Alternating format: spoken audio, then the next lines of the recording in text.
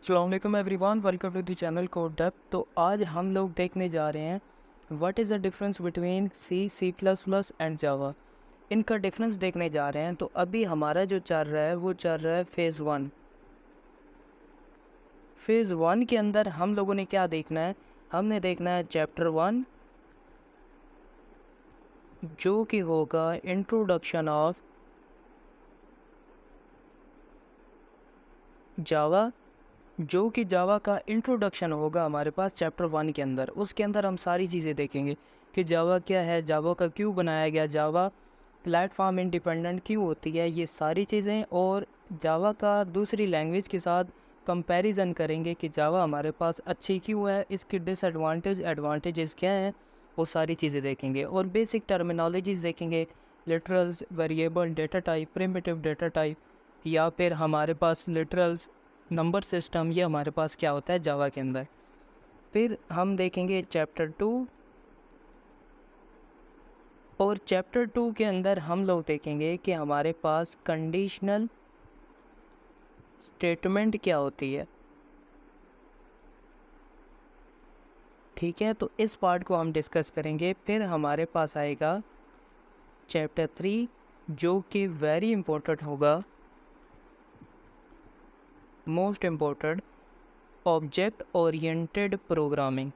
ये हम हर एक चीज़ डीपली डिस्कस करेंगे, प्रोग्रामिंग पैराडाइम से स्टार्ट करेंगे और जार फाइल तक लेके जाएंगे कि हर एक छोटी छोटी चीज़ जो ऑब्जेक्ट ओरिएंटेड प्रोग्रामिंग में आपको पता होनी चाहिए, वो चीज़ डिस्कस करेंगे। तो स्टार्ट करते हैं। आज का जो हमारा टॉपिक है,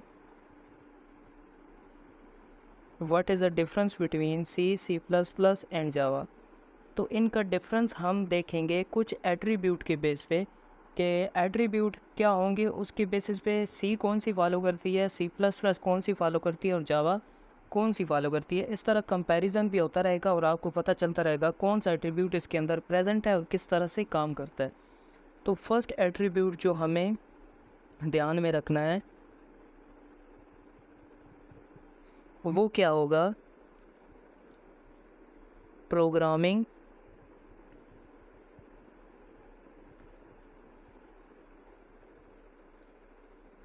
प्रोग्रामिंग पैराडाइम। अब प्रोग्रामिंग पैराडाइम क्या होता है, इस चीज़ को समझ लेते हैं।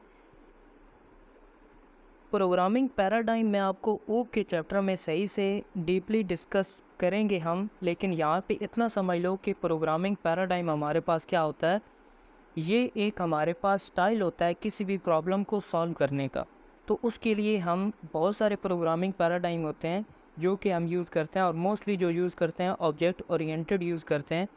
तो हमारे पास प्रोग्रामिंग पैराडाइम वो होता है। तो प्रोग्रामिंग पैराडाइम में यहाँ पे मैं लिख दूँगा सी की, यहाँ सी प्लस प्लस, और यहाँ पे मैं लिख दूँगा जावा का। सी जो हमारे पास फॉलो करता है वो होता है प्रोसीजरल पैराडाइम। अब प्रोसीजरल क्या होता है ये हम उसी चैप्टर में देखेंगे, ऑब्जेक्ट ओरिएंटेड में, लेकिन ये पहले यूज़ किया जाता था ऊप से पहले। अब सी प्लस प्लस वो कौन सा यूज़ करता है, सी भी यूज़ करता है प्रोसीजरल पैराडाइम।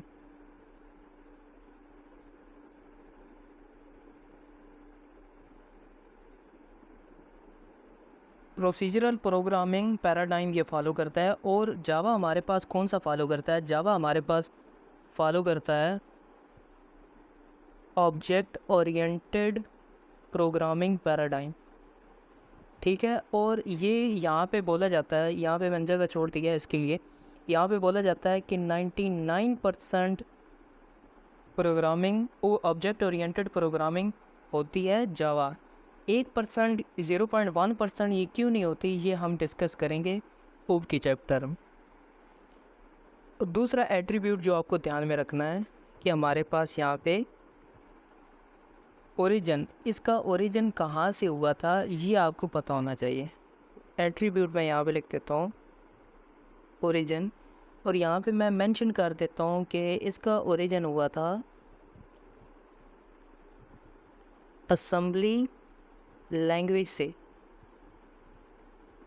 ये सी जो लैंग्वेज है असेंबली लैंग्वेज की मदद से बनाई गई है, क्योंकि इससे पहले वो यूज़ होती थी असेंबली लैंग्वेज और इसकी मदद से ये बनाई गई थी। सी प्लस प्लस जो है ये बनाई गई थी सी की मदद से।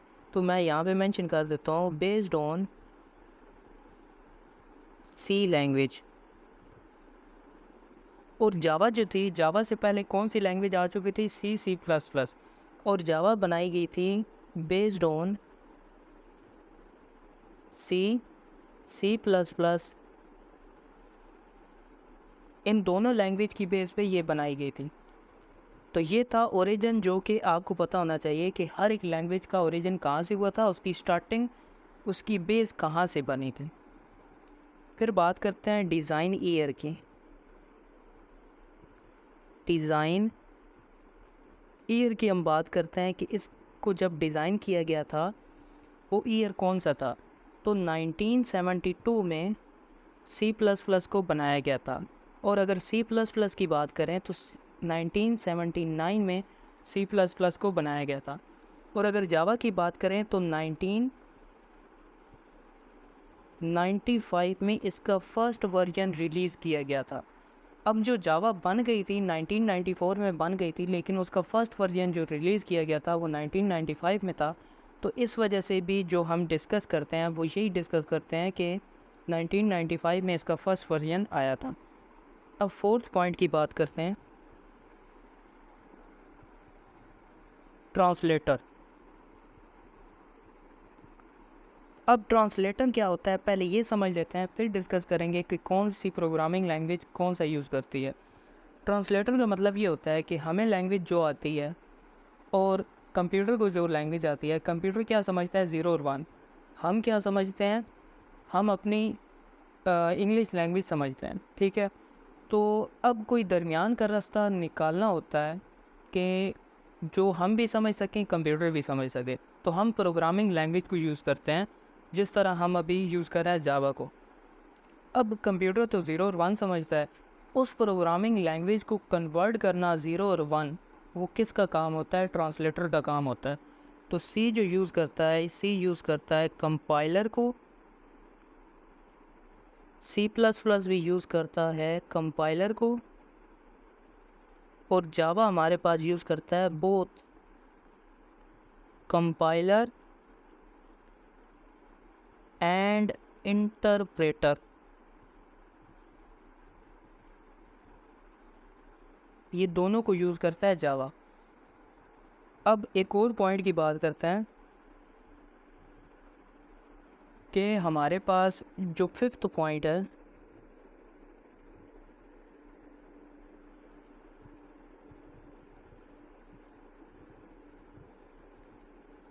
यहाँ पे भी मैं मेंशन कर देता हूँ।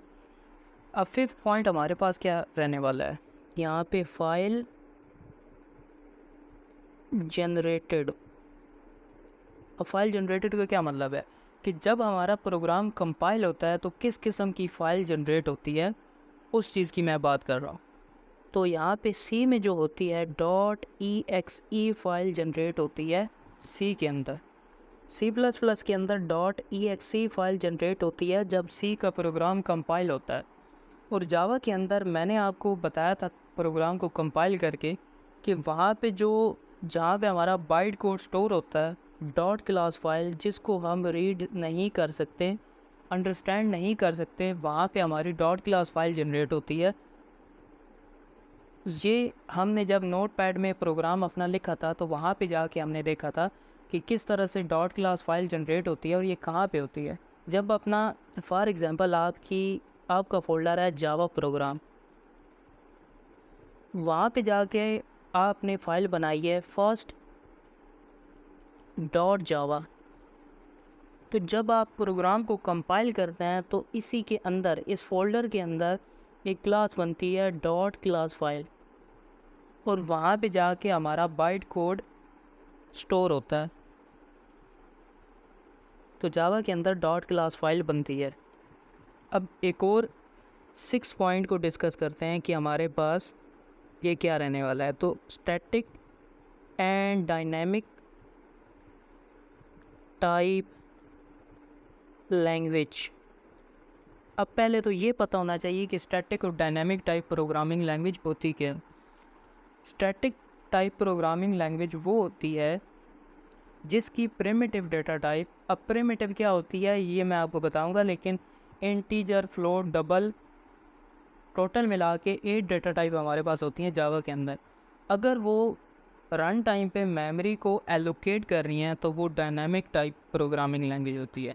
दोबारा से समझ लो, अगर primitive data type run time पे मेमोरी को एलोकेट कर रही हैं तो वो डायनामिक टाइप प्रोग्रामिंग लैंग्वेज होती हैं। अब स्टैटिक क्या होती है, जब भी primitive data type compile time पे मेमोरी को एलोकेट करती हैं तो वो स्टैटिक टाइप प्रोग्रामिंग लैंग्वेज होती हैं। अब सी हमारे पास क्या है, सी हमारे पास स्टैटिक टाइप है,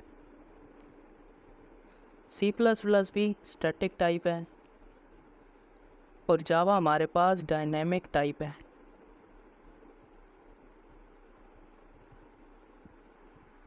अब डायनेमिक क्यों है ये भी आपको कोड के लेक्चर में मैं आपको बताऊंगा। अब 7 पॉइंट की बात करते हैं कि ये हमारे पास क्या रहने वाला है। तो प्री प्रोसेसर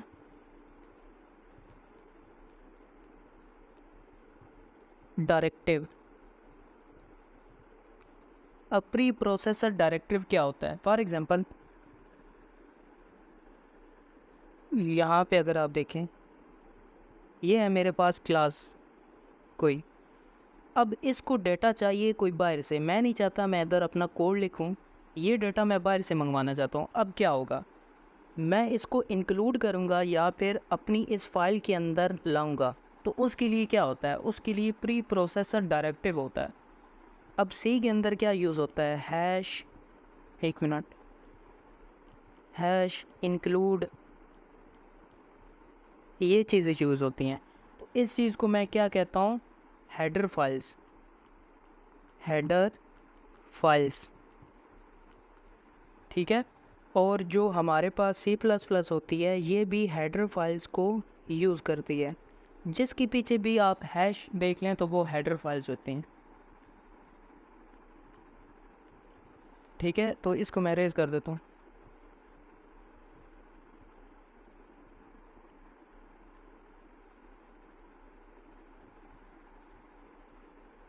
यहाँ पे सी भी जो यूज़ करती है वो भी हेडर फाइल्स को यूज़ करती है। और जावा जो हमारे पास होती है, जावा यूज़ करता है यूज़ पैकेजेस। जब पैकेजेस को यूज़ करता है तो उसके लिए हम फिर हेडर फाइल्स को यूज़ नहीं करते। अब हेडर फाइल्स को इंक्लूड करने के लिए हमारे पास हैश इंक्लूड का कीवर्ड होता है, और जावा को करने के लिए हमारे पास जो कीवर्ड यूज़ होता है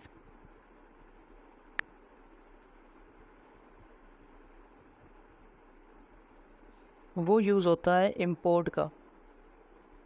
इंपोर्ट का कीवर्ड यूज़ होता है, और यहाँ पे पैकेज का कोई भी नाम लिख देता हूँ, और यहाँ पे जो होता है हैश इंक्लूड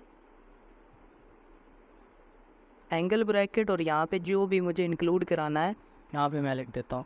और पैकेजेस में मैंने आपको बता दिया इंपोर्ट का कीवर्ड, और जो चीज़ इंक्लूड करानी है वो आप लिख दो। नेक्स्ट पॉइंट की बात करते हैं कि नेक्स्ट पॉइंट हमारे पास क्या रहने वाला है। तो 8 मैं यहाँ पे लिख देता हूँ,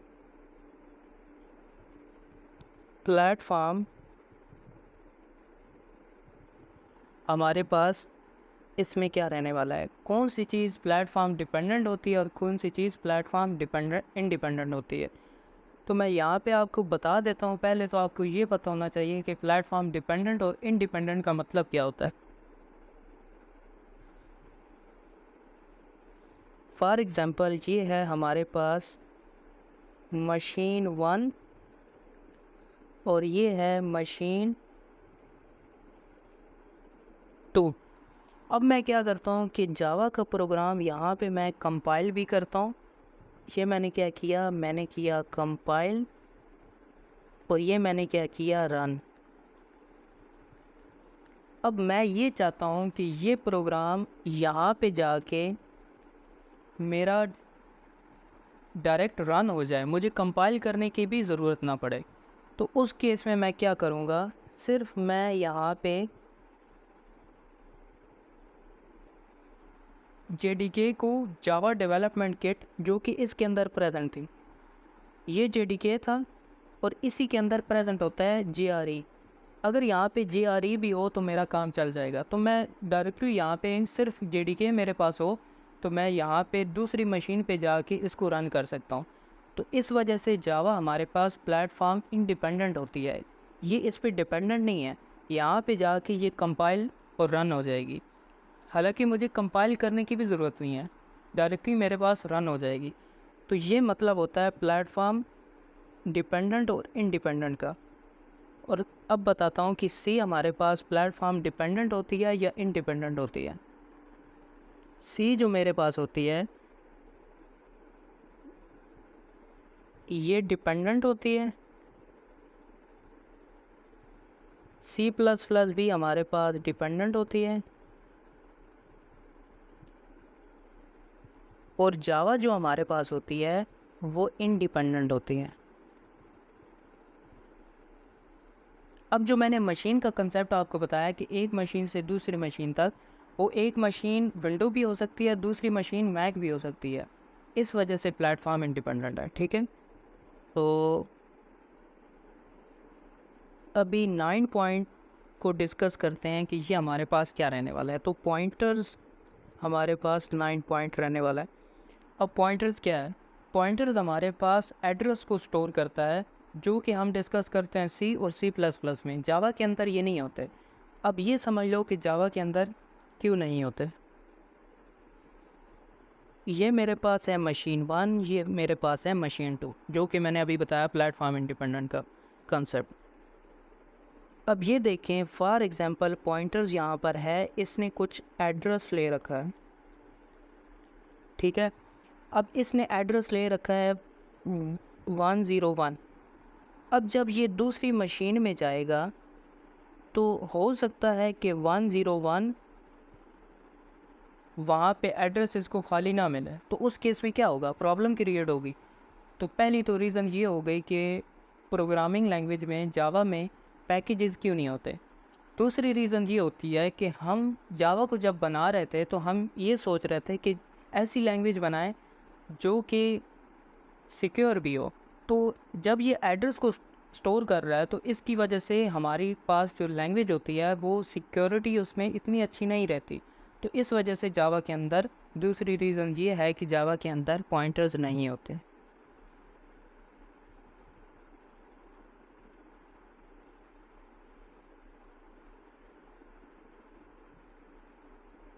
अब सी के अंदर पॉइंटर्स होते हैं प्रेजेंट,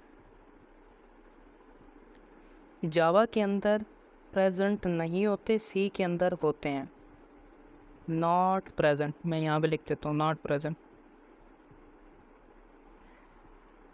अब 10 पॉइंट की बात करते हैं कि ये हमारे पास क्या होगा।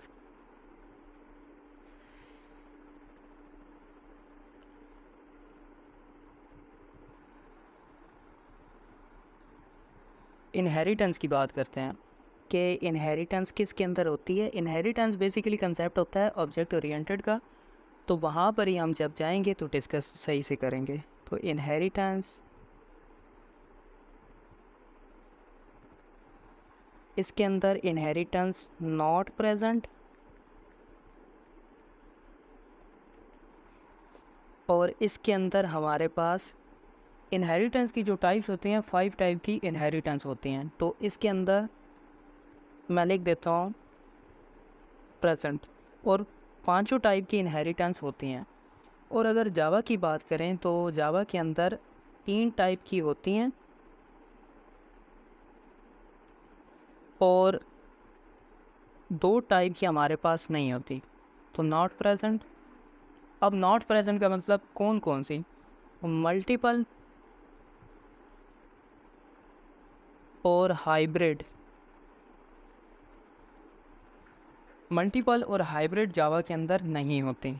तो ये बात आपने ध्यान में रखनी है और इसको सही से डिस्कस करेंगे ओप के लेक्चर में। 11 पॉइंट की बात करते हैं कि वो पॉइंट हमारे पास क्या रहने वाला है। वो हमारे पास डिफरेंस कौन सा होगा? तो ये हमारे पास है ओवरलोडिंग। तो सी के अंदर हमारे पास डज नॉट सपोर्ट ओवरलोडिंग। सी के अंदर हमारे पास ओवरलोडिंग नहीं होती। अब क्यों नहीं होती? क्योंकि इनहेरिटेंस ही नहीं होती सी के अंदर। जब इनहेरिटेंस ही नहीं होती तो इनहेरिटेंस के अंदर एक कंसेप्ट आता है ओवरलोडिंग का, इस वजह से सी के अंदर नहीं होती। तो सी प्लस प्लस के अंदर ओवरलोडिंग भी होती है और ऑपरेटर ओवरलोडिंग भी होती है। अब ये जो ओवरलोडिंग है ये मेथड ओवरलोड है, हम मेथड को ओवरलोड करते हैं। ये जो है ये ऑपरेटर ओवरलोडिंग है, ये दोनों प्रेजेंट होती हैं। अब जावा के अंदर मेथड ओवरलोडिंग होती है, method overloading, operator overloading, overloading नहीं होती। ये बात आपने ध्यान में रखनी है, जावा के अंदर ऑपरेटर ओवरलोडिंग क्यों नहीं होती है। अब यहाँ पे एक इंटरव्यू क्वेश्चन आता है कि जब जावा के अंदर ऑपरेटर ओवरलोडिंग नहीं होती तो जो प्लस का ऑपरेटर है ये ओवरलोड किया हुआ है। यानी कि जब हम लिखते हैं ना कि प्लस प्लस, ये लूप है, मैं आपको बताऊंगा इसका मतलब क्या होता है, लेकिन ये ओवरलोड किया हुआ है। ये क्यों किया हुआ है फिर, जबकि प्रेजेंट तो है नहीं? इसका आंसर ये होता है कि हम खुद ओवरलोड नहीं कर सकते, लेकिन जावा डेवलपर जो थे उन्होंने क्या किया था, एक ओवरलोड करके दिया हुआ है प्लस का ऑपरेटर, हम खुद इसको ओवरलोड नहीं कर सकते। तो ये इसका आंसर है। उसके बाद 12 पॉइंट की बात करते हैं हमारे पास, डिस्ट्रक्टर। अब ये डिस्ट्रक्टर क्या होता है ये भी मैं आपको बता देता हूँ। फॉर एग्ज़ाम्पल ये एक वेरिएबल है जिसको मैं पहले यूज़ कर रहा था, अभी मैं इसको यूज़ नहीं कर रहा, तो इसने क्या ले रखी है, मेमोरी। तो ये मेरे पास मेमोरी बेस्ड हो रही है और यूज़ भी इसका मेरे पास अभी नहीं है। तो मैं क्या करूँगा, डिस्ट्रक्टर के ज़रिए इसको अपने प्रोग्राम से, अपनी मेमोरी में से खाली कर दूँगा। तो यहाँ से ये क्या हो जाएगा, डिलीट हो जाएगा। तो डिस्ट्रक्टर हमारे पास ये काम करता है, ये ऑटोमेटिकली नहीं करता, ये खुद से कराना पड़ता है। तो मैं डिस्ट्रक्टर को कॉल करता हूँ मेमोरी को फ्री करने के लिए।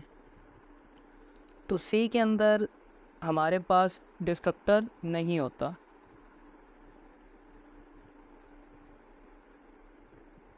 Not present. C plus plus के अंदर हमारे पास प्रेजेंट होता है डिस्ट्रक्टर। और यहाँ पे मैं एक और भी लिख देता हूँ, कंस्ट्रक्टर भी यहाँ पे मैं लिख देता हूँ, डिस्ट्रक्टर और कंस्ट्रक्टर।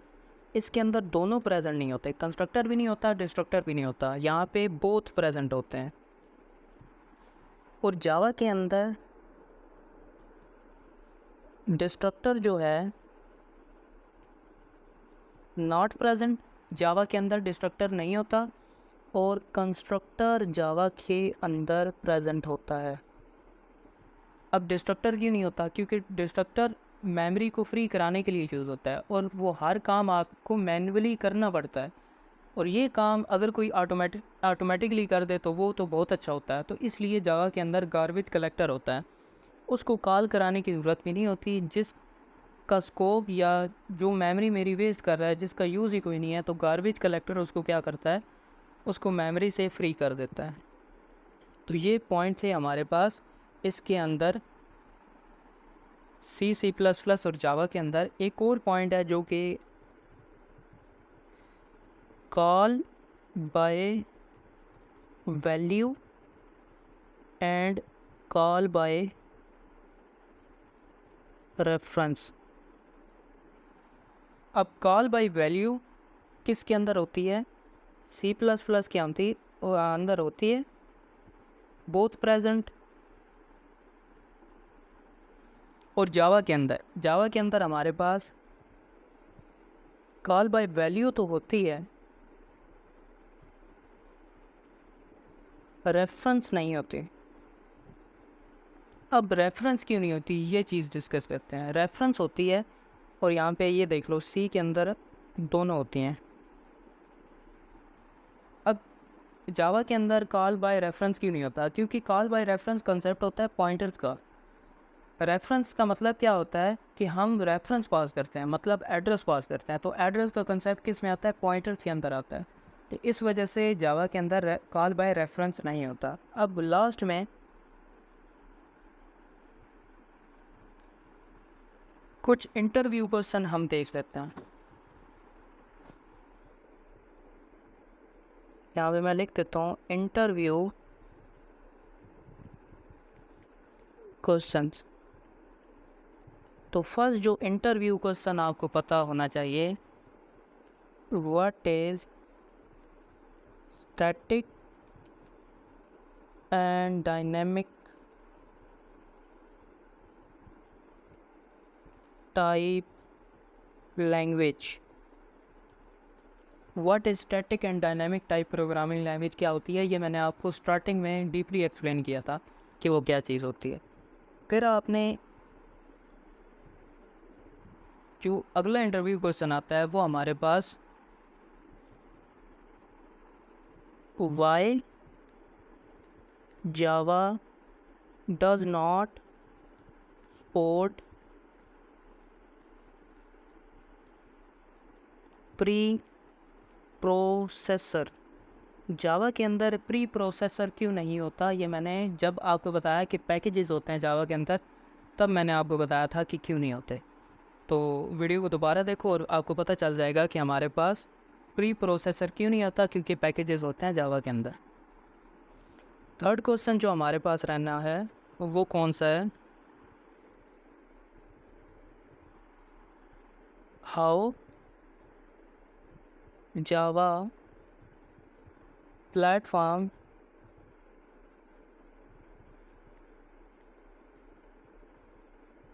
इंडिपेंडेंट। उम्मीद करता हूँ ये भी पॉइंट आपको समझ में आ गया होगा।